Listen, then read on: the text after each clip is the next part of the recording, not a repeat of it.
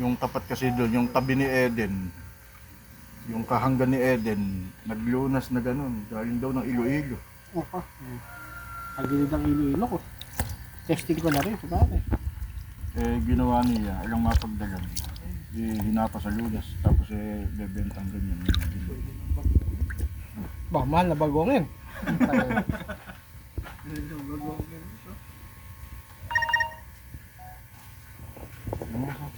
So guys, ito po yung nilalabas natin ngayon, no? Ayan po, ganyan po kaganda yung ating mga nilalabas ngayon. Ayan.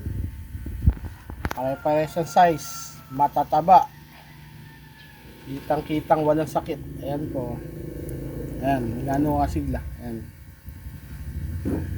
Order na kayo. Meron pa rito.